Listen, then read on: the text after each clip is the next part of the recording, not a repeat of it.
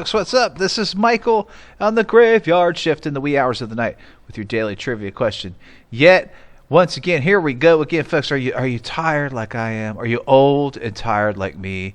And by this time of the week, with the way this week has been, I'm just like, oh my gosh, I'm going off of like caffeine and adrenaline, and not necessarily in that order, just over and over again. I'm just like, sleep, get up, do it all over again, sleep, repeat, work, all that good, school. Oh man, what a week. It's been a week, but it's fun. It's a crazy fun. That's what I'm talking about. Okay, anywho, the answer to the previous trivia question was the rock band Aerosmith, one of my favorite bands. I have seen them many, many times, and if you've never seen Aerosmith, I'm going to tell you right now, you need to go see them. They put on an incredible show. Steve Tyler is just amazing. As old as he is, I don't know how he gets around on stage like he does. But anyways, during the latter part of 2018, in a Republican political rally in West Virginia held by the one and only Donald Trump, the song Living on the Edge by the rock band Aerosmith was played as bumper music over the PA system to kind of get the crowd pumped up, and we're all riled up in anticipation of the president's appearance.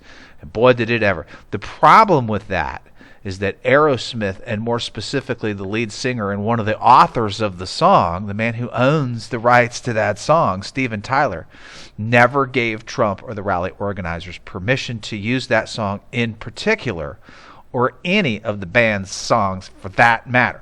Now this is usually a big, huge no-no for musicians, as most of the time they don't want their music and any influence of their music or their songs tied up in politics, unless it's specifically their choice and intent to do so. Most musicians and entertainers are usually Democrats and liberals anyway, so that's not always the case, but that is usually the case. Now, so with the assistance, when this occurred with the assistance of the band's attorney named Dina LaPolte, Steven Tyler sent President Trump the very next day, for that matter, what is known legally as a cease and desist letter for using the band's music without permission at a political rally, demanding, and I use that word demanding, and I'll come back to that in just a moment, that he, President Trump, and any of his rally organizers stop doing so. The letter stated that, quote, "By using Living on the Edge without our client's permission, Mr. Trump is falsely implying that our client endorses his campaign and or his presidency, as evidenced by actual confusion seen from the reactions of our client's fans all over social media." It was very, very detailed in wording. And he went on to further state that this specifically violates Section 43 of the Lanham Act. He actually cited an act that's on books, the law, and as it is, and he continued that it is likely to cause confusion or to cause mistake or to deceive as to the affiliation, connection, or association of such person with another person. You go, Mr. Tyler. Not only can he write some songs, but he can also cite some legal stuff when he doesn't want his music used without his permission. Now, here's the kicker to the whole thing. This was not the first time that Steven Tyler and Aerosmith had asked Trump to stop using Aerosmith songs. Tyler sent the Trump campaign 2 previous cease and desist letters in 2015 for its use of the band's music during who was then candidate Trump's campaign back in 2015. This was before the 2016 elections. This was over the use of the song Dream On. And the campaign trail and the 2 letters included a request and a warning at that point in time not to use the banned song. The 2018 letter, which was the focus of the trivia question, was a third legal notice, and this was a demand. And it went on to further notate that since Trump had previously ignored prior requests, the latest use of an Aerosmith song rose to the level of willful infringement of the Lanham Act, and that he needed, quite frankly, to stop doing that. Now, a really cool kind of a geek factoid about the whole thing is Steven Tyler would go on to say the day after he sent Trump this third letter, he would say on Twitter that it really isn't a political issue. He just doesn't want anyone to use his songs without permission. And I see a lot of truth in that statement. I don't know necessarily if it was a political issue.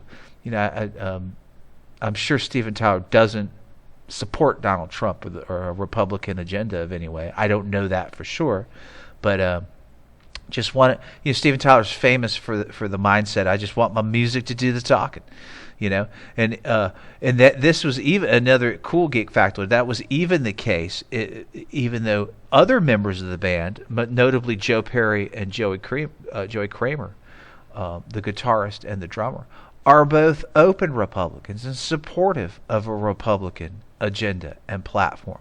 So that just gives you, then those are members of the band, within the same band with different political agendas. But I don't necessarily think that anybody in the band wanted Donald Trump to use their music. So that's a pretty cool aspect. It really opens up a lot of doors for consideration. The trivia question does when I got into researching it a little further. Now check this out as another geek factoid. The list of bands. this was hilarious. The list of bands who have reached out to Trump when he was campaigning and after he was a president with similar requests and cease and desist letters to please stop using their music include, check this out, Adelaide, the Beatles, Bruce Springsteen, CCR, Elton John, Guns N' Roses, Linkin Park, Pavarotti himself, Neil Young, Nickelback, Panic at the Disco, Phil Collins, Prince, Queen, REM, The Rolling Stones, Tom Petty, The Village People. I don't know who's using The Village People music for anything, but nonetheless, and the White Stripes have all contacted Donald Trump and sent him cease and desist letters, requested and demanding that he stop using their music. They're like, it's like he can't do anything as far as using music goes without somebody sending him a legal cease and desist letters. And that was just on the tip of the iceberg. There was pages upon pages of other people who have reached out to him and said, listen, we don't want anything to do with you, pal. So you're on your own as far as using our stuff as far as entertainers and musicians go. But like I said, that is a really cool, interesting trivia question. It was interesting to research it for sure. All right, folks, let's get to this Thursday, this thankful Thursday, so we can get to Friday and the end of the week and the weekend. Let's just keep on moving.